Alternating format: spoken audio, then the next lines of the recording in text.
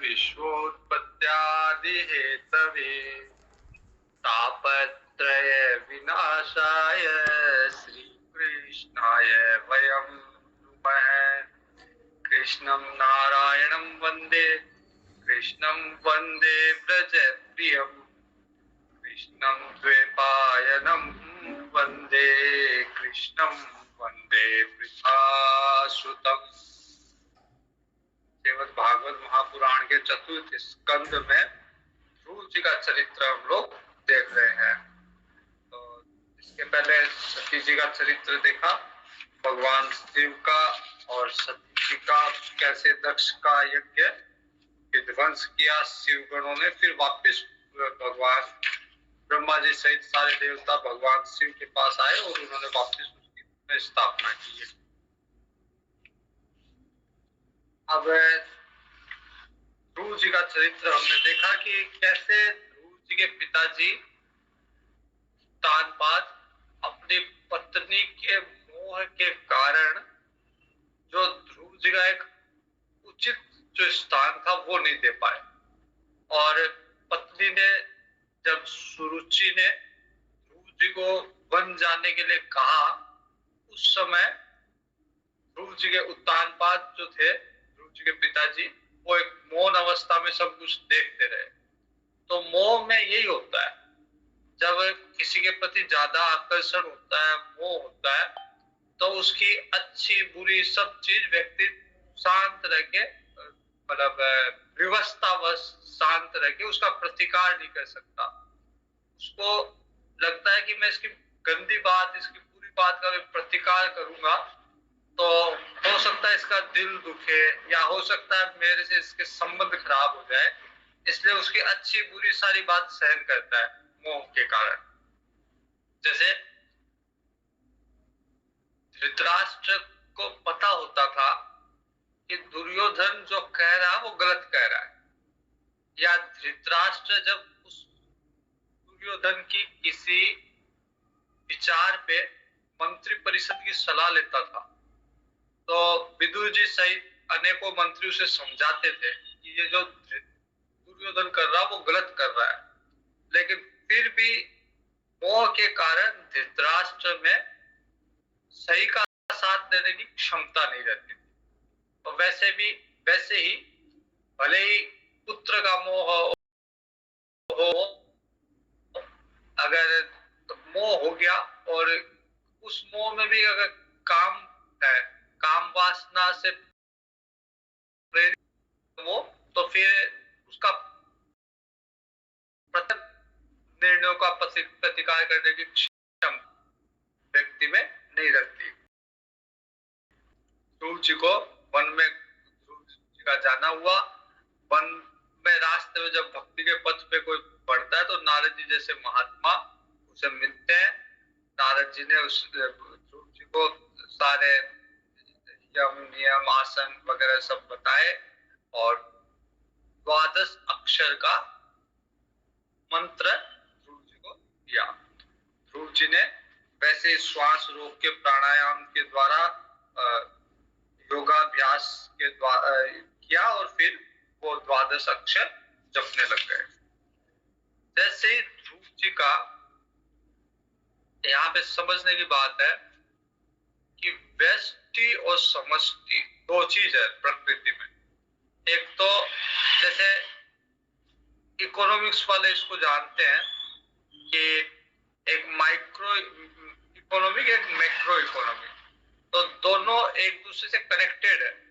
जैसे अगर अभी ट्रंप ने टैरिफ बढ़ा दिया, या वो कह रहा है कि मैं अमेरिका का राष्ट्रपति कह रहा है कि जो जितना टैरिफ लगा रहा है मैं उसे रेसिप्रोकल उतना ही टैरिफ लगाऊंगा। अब इसका हमसे वैसे कोई संबंध नहीं है, भाई वो लगाए टैरिफ लगाए कुछ भी लगाए, लेकिन जुड़ा हुआ, क्योंकि अर्थव्यवस्था जुड़ी हुई है इसलिए उसके निर्णयों का असर हम तक जरूर पहुंचता है। तेल महंगा हो जाएगा या जो आयात की जा रही वस्तु वो महंगी हो जाएगी, तो जो समष्टि में चल रहा है उसका असर व्यष्टि पे पड़ता है, एक दूसरे से जुड़ा हुआ रहता है। वैसे ही जो हमारे प्राण है वो समष्टि के प्राण से जुड़े हुए हैं, हमारी बुद्धि समष्टि की बुद्धि से जुड़ी हुई है। बस होता क्या है कि जैसे जब तक हमारे विचार व्यस्त ही रहेंगे, जब तक हमारी बुद्धि व्यस्त ही रहेगी, हमें व्यस्त संसाधन उपलब्ध रहेंगे या व्यस्त स्तर की बुद्धि रहेगी। जैसे ही हमारे विचार परिवर्तित होने लग जाएंगे, विवेक जागृत हो जाएगा, बुद्धि समष्टि में चली जाएगी, तो समष्टि के संसाधन उपलब्ध होने लग जाएंगे, समष्टि की बुद्धि उपलब्ध होने लग जाएगी, समष्टि के साथ तादात्म्य स्थापित हो जाएगा। तो जितनी ऊर्जा, जितनी शक्ति, जितना बल, जितनी संपत्ति समष्टि के साथ को है, वो उस सब पे पहुंच बन जाती है। जैसे जैसे मान लीजिए कि हम लोग सब नागरिक है, भारत के नागरिक है, और प्रधानमंत्री भी भारत का नागरिक जैसे हम, अब ऐसे वही है, हम में और उसमें नागरिकता में कोई अंतर नहीं है। जितना हम नागरिकता के रूप में जिन अधिकारों का प्रयोग कर सकते हैं, जो कर्तव्य है, वही उसके भी है, लेकिन उसकी उसकी उन्नति या उसने जो प्रयास किए उससे वो उस पद तक पहुंच गया जहां पे उसे समष्टि के अधिकार प्राप्त है। वो जो समष्टि के लिए जो फंड है उसका प्रयोग कर सकता है, समष्टि के हित में कोई निर्णय ले सकता है, समझौते कर सकता है। वैसे ही व्यष्टि अगर जितना शुद्ध होगा, उसे समष्टि के अधिकार उतने ज्यादा मिलते रहेंगे। तो जैसे ही, मतलब समझाने का तात्पर्य इतना ही है कि व्यष्टि और समष्टि जुड़ा हुआ है, और जैसे जैसे व्यक्ति शुद्ध होगा उसे समष्टि की शक्तियां मिलती जाएगी अपने आप। जो कहते हैं ना कि जैसे कोई बाबा जी चमत्कारी है, बाबा जी, तो उसमें है क्या कि वो समष्टि का बल है उसमें। कोई भी चीज उसने अपने आप से उत्पन्न नहीं की, लेकिन जो समष्टि में उसका एक्सेस हो गया, वो अब उस पावर को प्रयोग कर सकता है। तो ध्रुव जी ने जब सांस रोका, उनका एक ही भाव हो गया था भगवान के साथ। तो जैसे सांस रोका, समष्टि के सब सारे सांस रुक गए, सारे प्राणियों के सांस रुक गए, इतना एक ही भाव हो गया था। जैसे भागवत जी में ही पहले हमने देखा कि जब सुखदेव जी वन में जाते हैं, जन्म के बाद, जन्म के तुरंत बाद सुखदेव जी को लगता है कि संसार जो है माया का बना हुआ संसार है, इसमें अगर रहूंगा तो मेरी बुद्धि भ्रष्ट हो जाएगी, इसलिए वन में जाके भगवान का भजन करो। जैसे सुखदेव जी जाते हैं, पीछे पीछे वेद व्यास जी जाते हैं। वेद व्यास जी सुखदेव जी को बुलाते हैं, सुखदेव जी कोई उत्तर नहीं देते, बल्कि सुखदेव जी की तरफ से पेड़ उत्तर देते हैं। इतना समष्टि के साथ तादात्म्य था सुखदेव जी का कि वो खुद उत्तर नहीं देते, लेकिन उनके तरफ से पेड़ उत्तर देते हैं। तो वैसे ही ध्रुव जी का भगवान के साथ इतना तादात्म्य हो गया कि जैसे ध्रुव जी ने सांस रोकी, प्राणायाम किया, सांस रोकी, वैसे ही पूरे संसार की सांस रुक गई।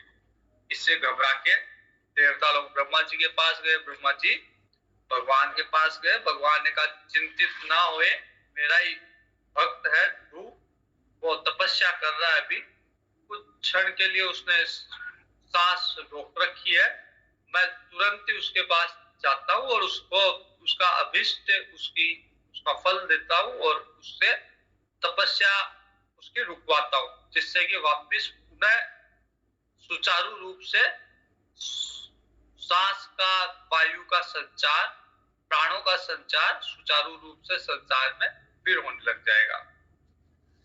तो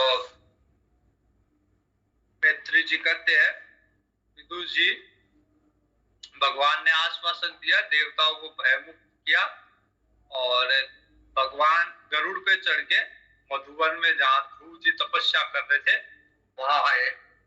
और उस समय ध्रुव जी तीव्र योगाभ्यास में बुद्धि के द्वारा भगवान को अपने हृदय में भगवान का ध्यान कर रहे थे और भगवान बाहर खड़े थे। ध्रुव जी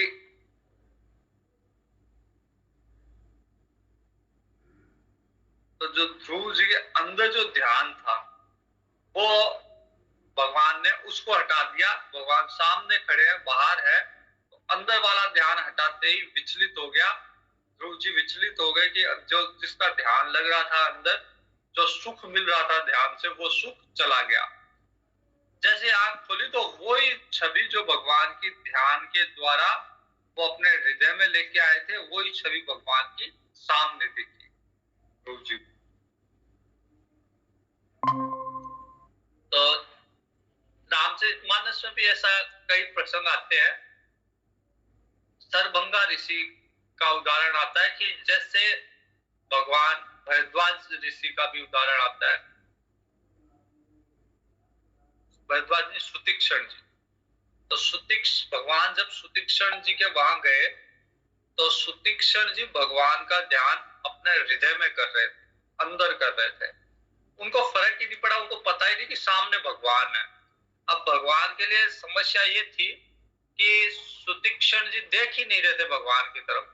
तो फिर भगवान ने योग माया से देखा कि सुतीक्षण जी कर क्या रहे हैं, तो उनको पता चला कि सुतीक्षण जी मेरा ही ध्यान अपने हृदय में कर रहे हैं, इसलिए बाहर उनका ध्यान आ ही नहीं रहा।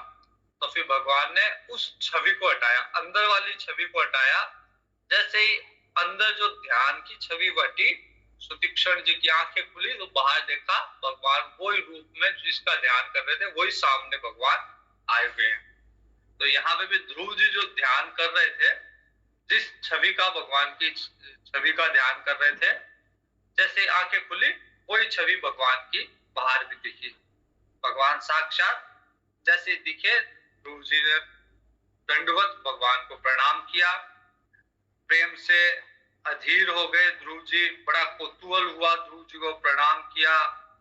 और ऐसे लग रहा था जैसे नेत्रों से भगवान को पी जाए, ऐसे नेत्र भगवान की तरफ देख रहे थे ध्रुव जी के। बड़ा मन कर रहा था भगवान को आलिंगन करने का, भगवान को के पास जाने का, छूने का। भगवान को हाथ जोड़ के खड़े थे और स्तुति करना चाह रहे थे ध्रुव जी की, भगवान आए हुए स्तुति करूं, लेकिन शब्द नहीं निकल रहे थे।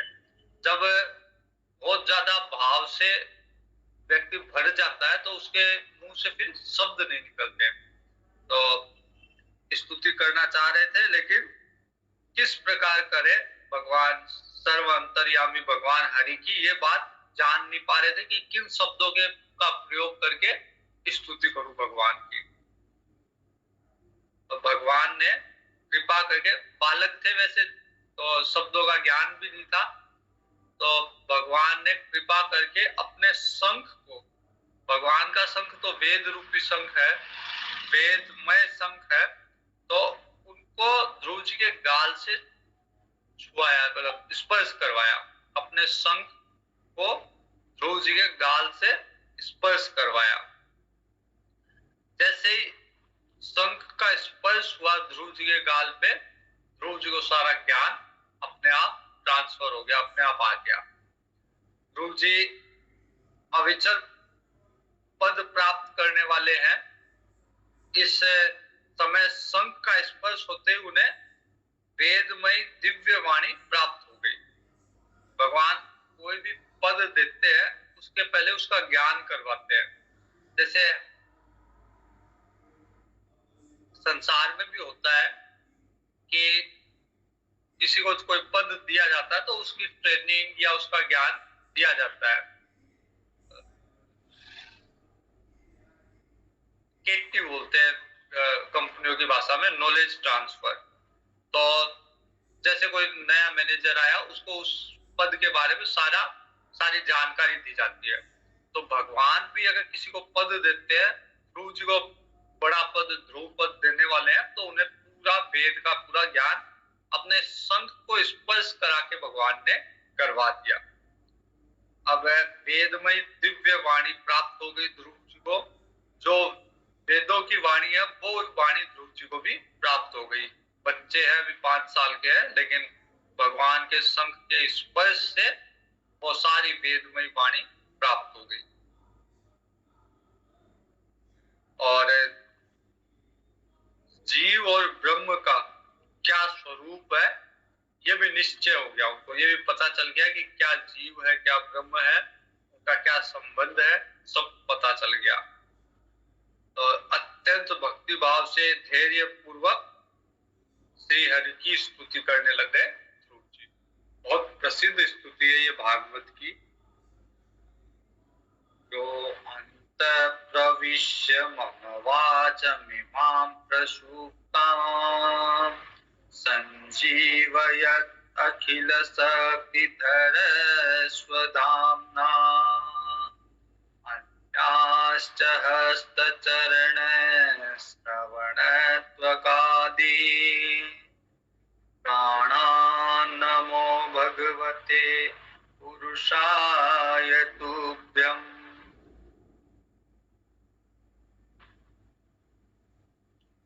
कहते हैं कि आपने ही, आप सर्वशक्तिमान हो, आपने मेरे अंतःकरण में प्रवेश करके और मेरी सोई हुई वाणी को जागृत किया है। मतलब मैं नहीं जानता था क्या बोलना चाहिए, लेकिन उस सोई हुई वाणी को, सब में ज्ञान होता है, सब में बराबर का ज्ञान होता है, लेकिन सबका ज्ञान सुसुप्त रहता है, सोया हुआ रहता है। तो जब भगवान की कृपा होती है तो वो सुसुप्त ज्ञान जागृत हो जाता है। बाकी ज्ञान सब में है, बराबर का ज्ञान है, सब ब्रह्म के बारे में, जीव के बारे में सब जानते हैं, लेकिन वो ज्ञान ढका हुआ है, सुसुप्त है। तो ध्रुव जी कहते हैं कि आपने अंदर प्रवेश किया मेरे अंदर, और उस सुसुप्त ज्ञान को आपकी कृपा से ने जागृत किया। आपने उस सुसुप्त ज्ञान को जागृत किया। और इतना ही नहीं, केवल ज्ञान ही जागृत नहीं किया, बाकी जितनी भी शरीर के अंग है वो भी आपके द्वारा ही जागृत है। मेरा हाथ, पैर, कान, त्वचा, इंद्रियां और प्राणों की चेतना भी आप ही हो। अगर आप ना हो तो प्राणों में भी चेतना नहीं हो। तो सारे अंग कार्य कर रहे हैं, उसके पीछे आपकी कृपा है। आप भी उसमें प्रवेशित हो, उसमें हो, तभी वो कार्य कर रहे हैं। तो मैं, आप जो अंतर्यामी भगवान हो, सबके अंदर हो, सारे हो, उस अंतर्यामी भगवान को मैं प्रणाम करता हूँ। तो ध्रुव जी ने भगवान की स्तुति की, प्रारंभ की स्तुति कि जिसने मेरी वाणी को, सोई हुई वाणी को चेतन किया है, उस अंतर्यामी भगवान जिससे सारे मेरी इंद्रियां चेतन है, उन भगवान को मैं, आपको मैं प्रणाम करता हूँ। एकस्त्वमेव भगवन् इदमात्म शक्त्या मायाख्ययोरुगणया महदाद्य शेषम्।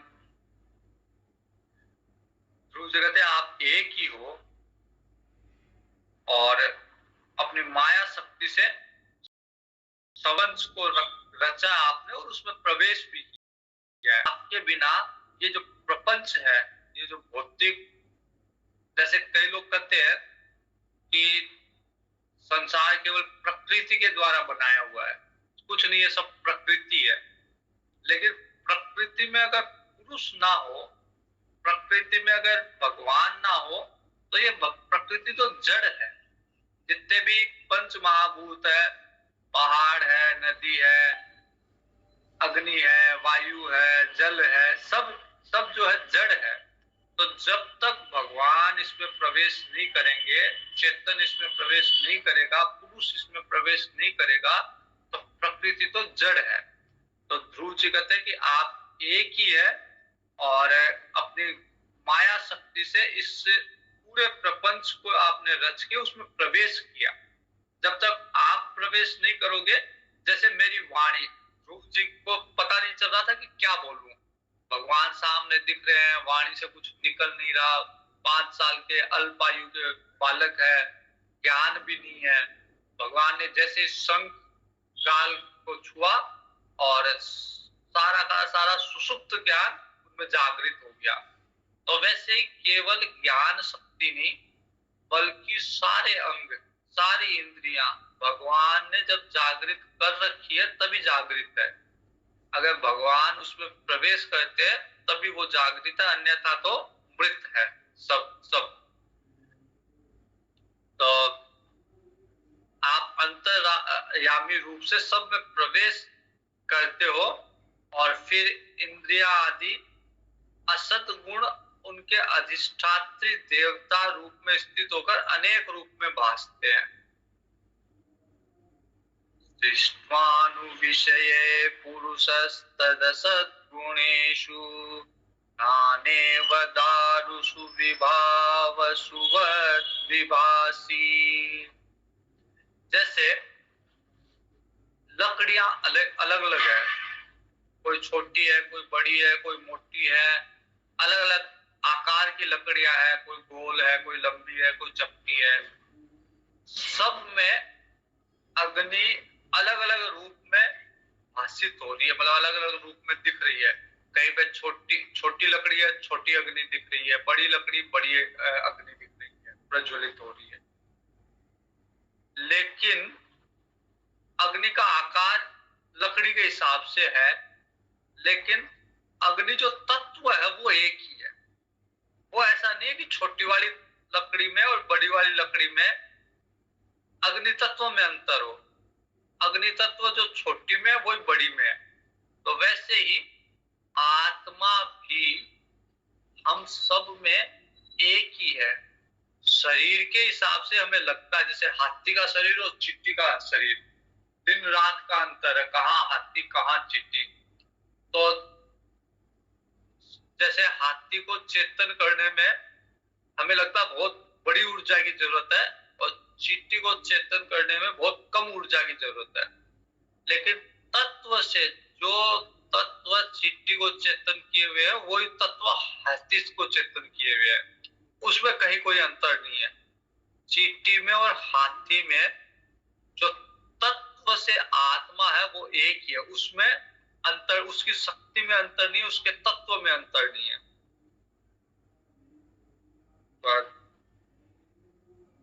तत्तया वयुयन्त्येतमचेष्ट विश्वम् सुप्त प्रबुद्ध इव नाथ भवत् प्रपन्नः। सृष्टि के आरंभ से ब्रह्मा जी भी आपकी शरण में होके ही, और ब्रह्मा जी ने इस दिव्य ज्ञान को प्राप्त करके जगत देखा कि जगत कुछ नहीं है, संसार कुछ नहीं है, लेकिन आप जो सोए हुए थे वो सोया हुआ पुरुष जागृत हुआ है। तो जगत भी, संसार भी सुषुप्त अवस्था में था। जिस समय ब्रह्मा जी की उत्पत्ति हुई थी तो संसार भी सुषुप्त अवस्था में था, प्रकृति भी सो रही थी।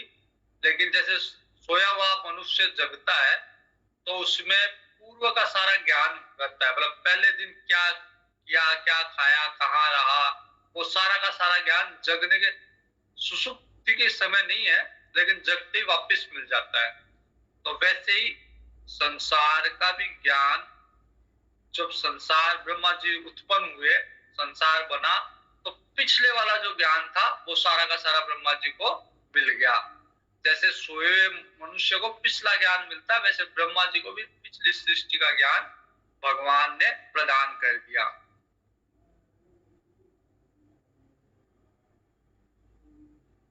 उन्हें आपके चरण तल को मुक्त पुरुष भी आश्रय लेते हैं। तो आप जो सोए हुए पुरुष की तरह जागृत हो गए, जिसने पूरे संसार को वापस जागृत किया है, तो जो मुमुक्षु पुरुष है, जो ऋषि मुनि है, वो आपके चरण कमल का आश्रय लेते हैं मुक्त होने के लिए। कोई भी कृतज्ञ पुरुष भला आपको कैसे भूल सकता है, क्योंकि बिना आपके किसी की कोई सत्ता ही नहीं है, कोई पत्ता भी नहीं हिल सकता बिना आपके। बिना भगवान की इच्छा के, भगवान की कृपा के, ना मैं एक शब्द भी बोल सकता हूँ, ना आप एक शब्द भी सुन सकते हो। तो जो कृतज्ञ पुरुष होगा वो तो भगवान की इस कृपा को मानेगा। अगर कोई व्यक्ति कुछ भी कर रहा है, अगर वो लड़ाई भी कर रहा है, गाली भी दे रहा है, तो वो भगवान की कृपा, बिना भगवान की कृपा के वो एक शब्द भी नहीं बोल सकता। तो कृतज्ञ व्यक्ति तो हर बात में भगवान का धन्यवाद देगा कि कम से कम मैं सांस भी ले रहा हूं तो ये भगवान की कृपा से है। एक बार कोरोना के समय एक मैसेज आता था,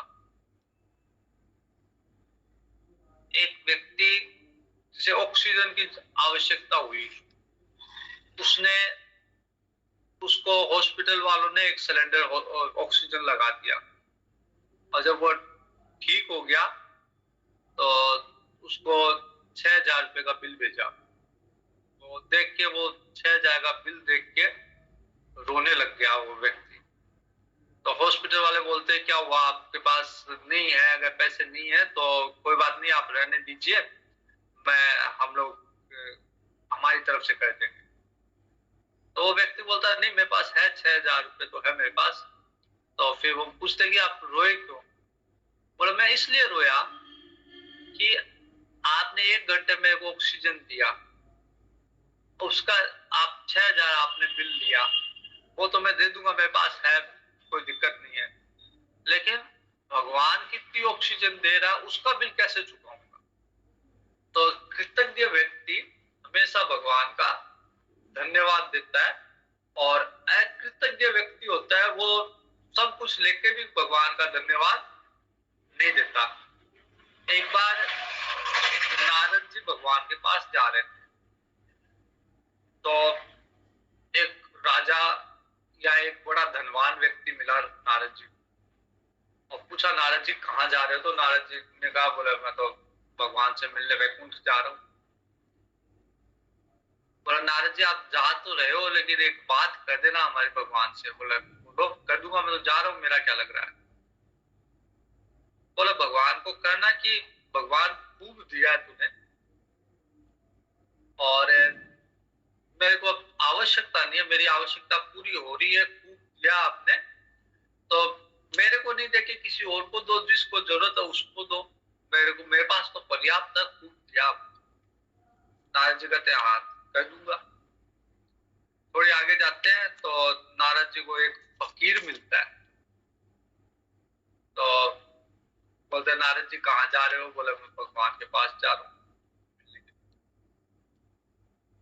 बोला भगवान को कहना, बोले कुछ तो दे। कुछ ही नहीं है, यहाँ पे तो फटी हुई चद्दर है, भगवान ने कुछ नहीं दे रखा, एक फटी हुई चद्दर दे रखी है। तो भगवान को कहना कि कुछ तो दे, कुछ तो कृपा, कुछ तो मुझे भी दिया कर। नारद जी ने कहा ठीक है कर दूंगा। नारद जी गए बैकुंठ लोक में भगवान के पास, तो भगवान को दोनों समाचार बता दिए। बोले पहले वाले ने तो, जो सेठ या अमीर व्यक्ति था, उसने तो कहा कि भाई पर्याप्त दिया भगवान ने, अब इसकी आवश्यकता नहीं है और किसी को।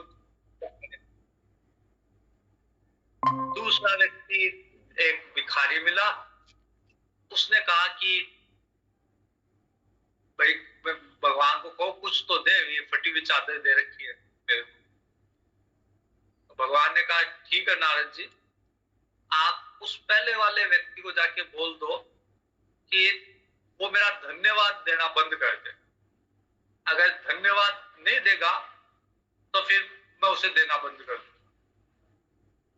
और दूसरे व्यक्ति को जाके बोल दो जिसने कहा कि मेरे को भी कुछ दिया करो, तो उसको बोल दो कि मेरे को धन्यवाद दिया करे, तो मैं उसे भी दे दूंगा। और नारद जी गए, नारद जी ने पहले वाले व्यक्ति को कहा कि भाई अगर तेरे को नहीं चाहिए तो तू भगवान को धन्यवाद देना बंद कर दे। उसने कहा नारद जी क्या बात करते हो, भगवान ने इतना कुछ दे रखा है, इतनी सांस दे रखी है, इतनी मेरे को शक्ति दे रखी है, आप जैसे महात्मा के दर्शन हो रहे हैं, मैं क्यों नहीं धन्यवाद दूंगा? मैं तो भगवान को धन्यवाद ही, खूब खूब धन्यवाद तो खूब खूब धन्यवाद देता ही कहते थे। बोला फिर भगवान देते थे, बोला देव मत दो, मेरे को चाहिए नहीं, लेकिन भगवान का तो धन्यवाद दूंगा ही। फिर उस फकीर के पास गए, बोला तू भी धन्यवाद दिया अगर भगवान का तो तेरे को भी दे। तो वो फकीर बोलता, बोला किस बात में धन्यवाद दूं, ये फटी हुई चद्दर पे? मैं तो नहीं देता भगवान को धन्यवाद, पहले देवे जब भगवान को धन्यवाद दूंगा, दिया ही नहीं तो फिर धन्यवाद किस बात का दूंगा। इतना उसका कहना हुआ था कि वो जो फटी हुई चद्दर थी वो भी उड़ गई। तो नारद जी ने मतलब कहा कि अगर जो तेरे पास चद्दर थी वो भी फटी हुई चद्दर भी भगवान की कृपा से ही थी, मतलब ऐसा नहीं था कि तेरे तेरे पुरुषार्थ पे थी, वो भगवान की कृपा से थी, लेकिन उस कृपा को तूने पहचाना नहीं, इसलिए अब वो भी गई। तो हमारे जीवन में भी हमें भले ही लगता हो कि ये पर्याप्त नहीं है या हमसे ज्यादा औरों के पास है, लेकिन वास्तव में जो है वो भगवान की कृपा से ही है। तो उसका अगर धन्यवाद नहीं दे रहे हम भगवान को, अगर सांस भी ले रहे हैं, भले ही शरीर बीमार हो लेकिन उसमें भी एक सांस चल रहा है तो वो भगवान की कृपा से चल रहा है। तो ध्रुव जी भी बोलते हैं कि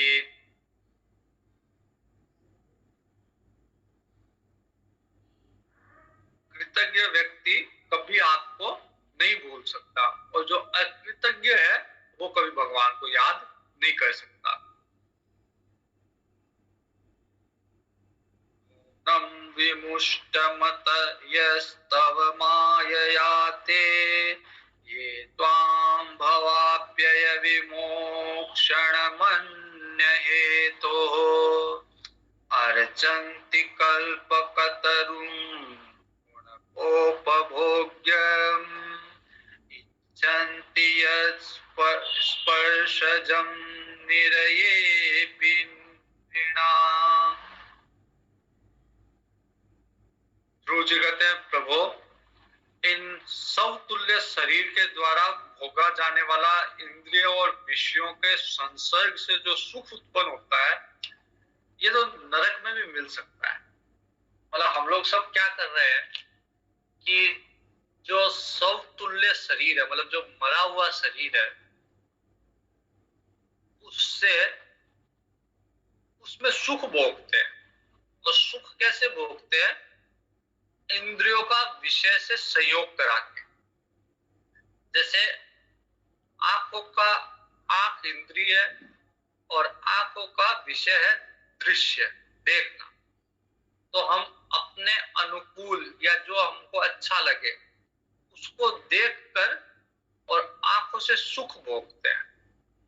या कानों का विषय है सुनना, तो हमारे अनुकूल या जो हमको अच्छा लगे वैसा संगीत, वैसी बातें, वैसी भले ही बुराई जो भी अच्छी लगे हमको, वो सुन के हम अपने इंद्रियों के माध्यम से सुख लेते हैं। विषय और इंद्रियों का सहयोग से सुख उत्पन्न हुआ।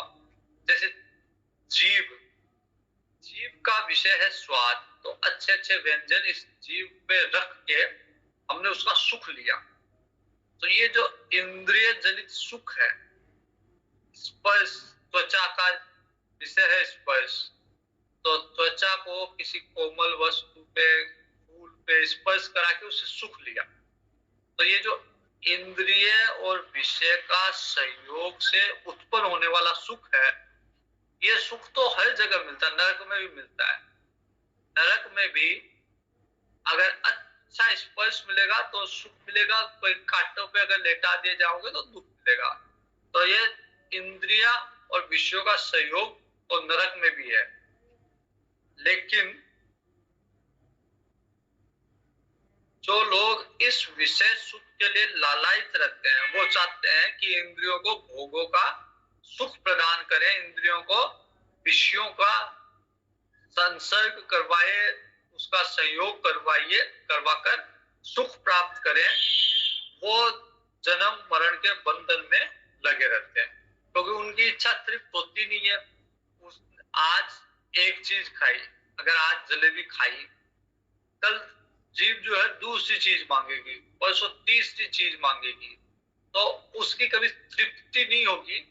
और जब तृप्ति नहीं होगी मन में इच्छा वासना रहेगी, तो उसके लिए फिर मरते समय जो भी वासना रहेगी उसकी पूर्ति के लिए दूसरा शरीर लेना ही पड़ेगा।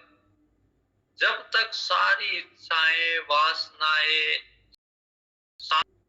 नहीं होगी तब तक चक्र चलता रहेगा। दूसरा ले लेते हैं, या ये शरीर भी हमने इसलिए लिया क्योंकि पिछले जन्म में हमारी इच्छा शेष रह गई कुछ भोगने की, तो उस इच्छाओं की पूर्ति के लिए हमें ये शरीर मिला। और इस शरीर में भी जो इच्छा शेष रह जाएगी, अगर किसी पुरुष की इच्छा स्त्री के प्रति अगर उसका आकर्षण है उसमें रह जाएगी, तो फिर अगला देह उसको स्त्री का मिलेगा। तो इच्छा अगर शेष रह गई भोगने की, तो उसके लिए फिर अगला जन्म लेना पड़ेगा। इस तरह जन्म और मरण का चक्र चलता रहेगा, ये कभी नष्ट नहीं होगा चक्र। तो ध्रुव जी कहते हैं ये जन्म और मरण का जो बंधन है, इससे छुटाने के लिए, इससे मुक्ति पाने के लिए आपकी उपासना भगवत प्राप्ति के सिवा कोई अन्य उद्देश्य नहीं रखना। उसकी बुद्धि अवश्य ही,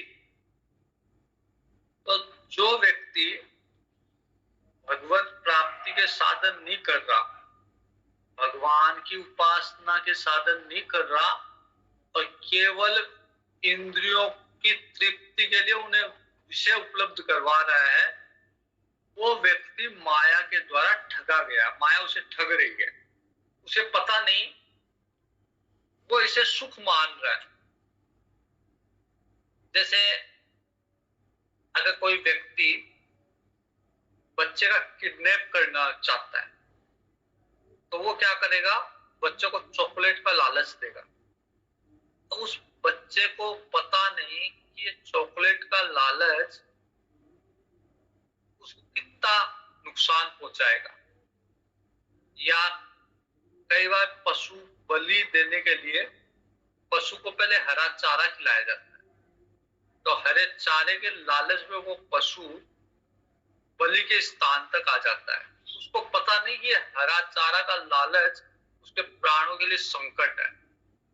वैसे ही इंद्रियों को भोग उपलब्ध कराना, तो इंद्रियों को जैसे भोग उपलब्ध करा रहे हैं उससे सुख मिलता है, जैसे हरा चारा खाने से सुख मिल रहा है, लेकिन उसको ये नहीं पता कि वो सुख उसकी मौत का कारण है। वैसे ही इंद्रियों को विषय का सुख देना माया के द्वारा ठगा जाना है। माया उसे जन्म और मृत्यु के चक्र में डाल रही है, उस व्यक्ति को पता नहीं, क्योंकि वो तो व्यस्त है हरा चारा खाने में। वो तो उसके मन में लालच है चॉकलेट खाने का, तो उसे ये पता नहीं कि ये चॉकलेट के द्वारा मेरा किडनैप किया जा रहा है। तो वैसे ही जो व्यक्ति विषय और इंद्रियों के संयोग से जो सुख उत्पन्न हो रहा है उसको भोगने में लगा हुआ है, उसको ये नहीं पता कि इसके द्वारा माया उसे ठग रही है।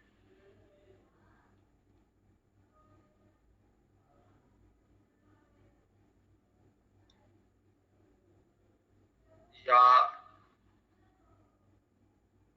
निर्वृतिस्तनुभृतां तव पाद पद्म ध्यानात् भवज्जन कथा श्रवणेन वा स्यात् सा ब्रह्मणि स्वमहिमनि अपि नाथ मा भूत् किं त्वन्तककास्तिलुलिता पततां विमानात्।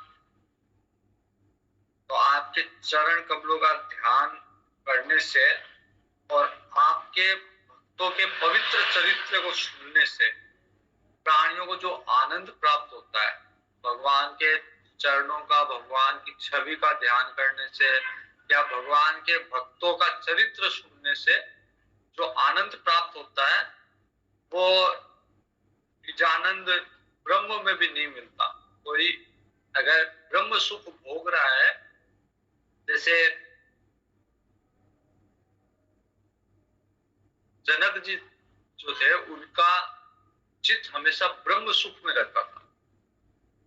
लेकिन जैसे ही राम जी को देखा उन्होंने, और उनकी दृष्टि अंतर से निकल के और फिर राम जी में टिक गई, तो फिर वो विश्वामित्र जी को पूछते हैं जनक जी कि क्या ये ब्रह्म है क्या? क्योंकि ब्रह्म को छोड़ के, ब्रह्म सुख को छोड़ के मेरी बुद्धि, मेरा मन इन पे टिक गया, तो ये ब्रह्म से कम तो नहीं होंगे। वैसे ही भगवान के जो भक्त होते हैं वो भगवान से कम नहीं होते। तो इसलिए जो ब्रह्म सुख है, जो भगवान का सुख है, भगवान मिलने का सुख है, उससे भी बढ़कर सुख भगवान के भक्तों के मिलने का है। तो निजानंद ब्रह्म में भी जो सुख नहीं मिलता, वो भगवान के चरित्र सुनने से, भगवान के भक्तों को मिलने से प्राप्त होता है। फिर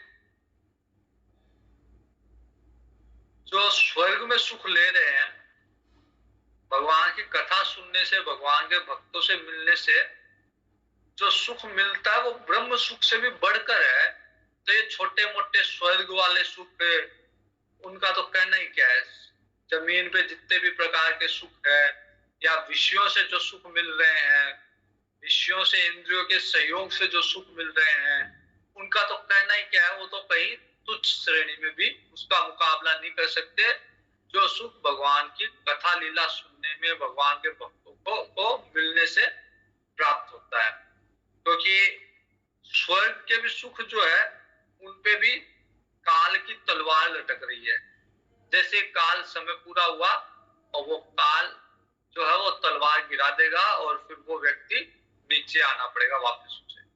जो सुख भोग रहा था, उस सुख से वंचित कर दिया जाएगा, क्योंकि उसका काल पूरा हो गया।